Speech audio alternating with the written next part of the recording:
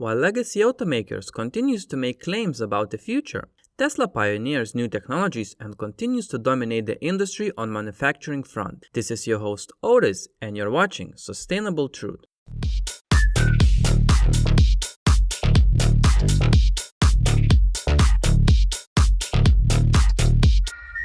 Structural advancements. Even though Tesla had announced the Giga press during its battery day back in 2020, they have finally tried and tested this technology and are now really ramping up the Giga press in factories around the world.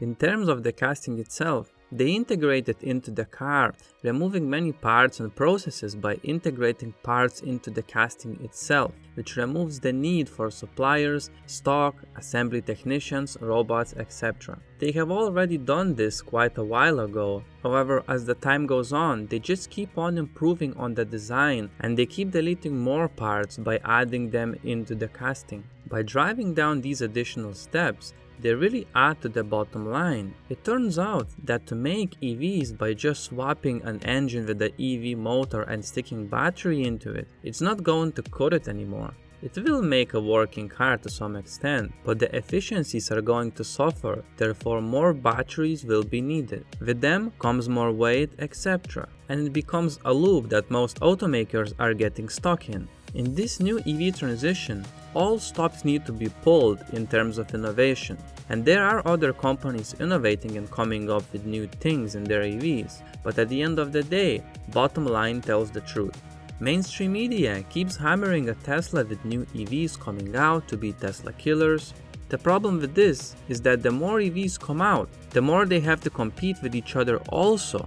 And at this point, not many traditional automakers are making any profit on their EV segment. Developing own alloy. So basically buying these casting machines from a supplier is not enough. As Giga themselves has stated, they only dry test the machine at their facility. All the liquid metal stuff happens at Tesla. And Tesla Research and Development has worked hard to find this unique combination of the alloy.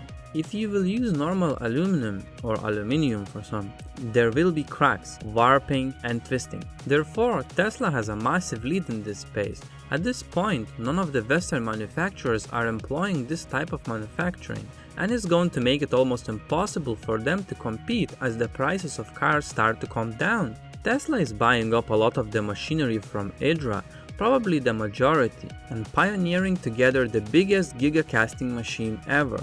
Vertical integration.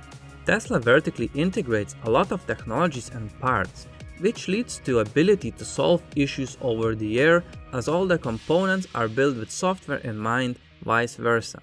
Being a new company with lack of supplier trust, Tesla had to vertically integrate, which now has become a massive advantage.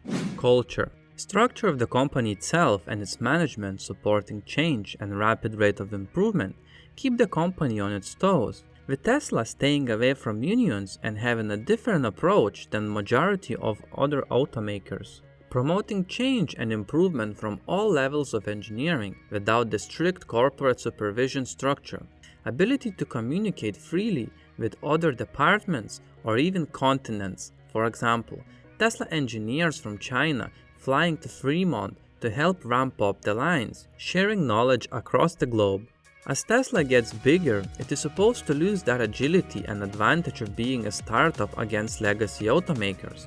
Even though Tesla is ramping to produce millions of cars per year, but they just keep executing like they're still a startup, making changes across the board rapidly. Safety. As for safety of the cars, the results speak for themselves. Teslas are the safest cars on the road, period, according to government testing agencies. However, they do not stop there. They perform additional testing in the zones where tests are not performed by government safety regulators. Because Tesla is the only company in the world with such a massive fleet which is transmitting data back to Tesla. They know exactly what happens to the car in a crash, and not just in a simulated lab crash compliance test at 50 km per hour or 30 miles per hour, but are real-world complex crashes. They can analyze this data and improve on the safety. And not by making a better design only going forward, but they will update your Tesla over the air and it will become safer, with different timing of the airbag deployments, etc.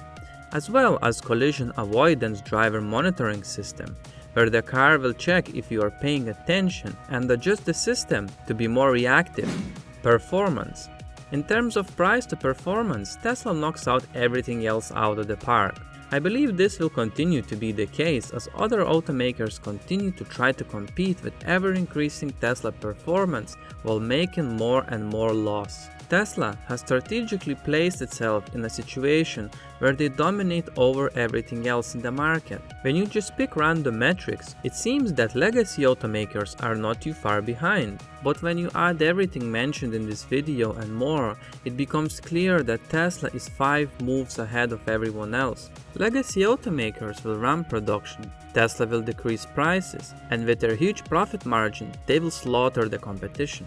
As the time goes on, Tesla keeps on optimizing and improving, while legacy automakers are catching up. The issue is that they're not making money on EVs, and at the same time EVs are taking market share from internal combustion engine cars, slashing profits for legacy auto. The question is, how long they can sustain this? Guys, thank you so much for watching until the end. If you enjoy, hit like and subscribe. It helps YouTube promote this content. I want to provide value to as many as I can, so this helps a lot. Any thoughts or feedback would be much appreciated in the comments below. Thanks again, and I'll see you on the next one.